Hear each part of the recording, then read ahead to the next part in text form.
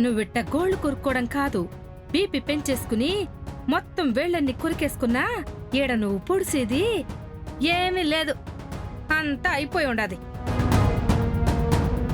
కరెక్ట్గా చెప్పావు కాంచనా.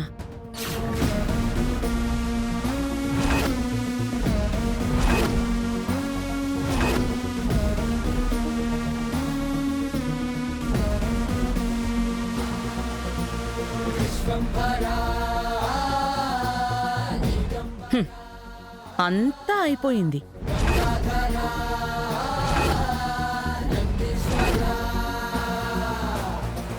ఒసేయ్ పిచ్చి ఫెలో, ఈ ఆనంద భైరవిని దెబ్బతీయాలంటే ఆనంద భైరవంత పవర్ నీకు ఇక్కడుండాలి.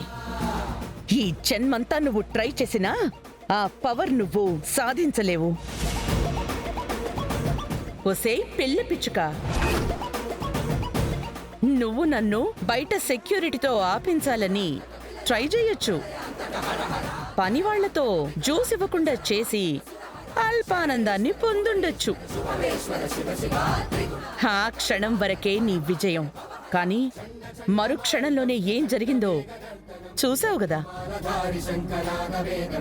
నేను నార్మల్గానే ఉన్నా, నీ ఊహకందని రిజల్ట్ ఆ దేవుడు ఎలా ఇచ్చాడో.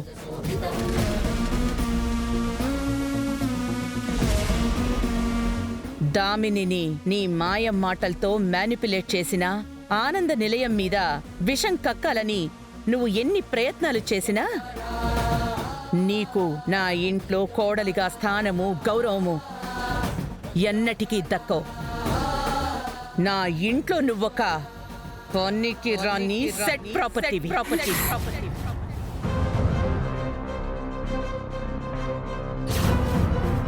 నీ వల్ల నీకు యూజ్ ఉండదు, మా ఇంటికి యూజ్ ఉండదు. అలాంటిది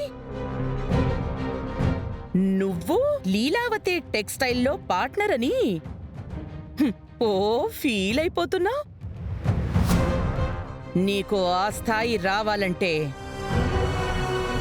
కాస్ట్యూమ్స్ మీద కాదు, క్యారెక్టర్ మార్చుకో. మనిషిగా బ్రతుకు.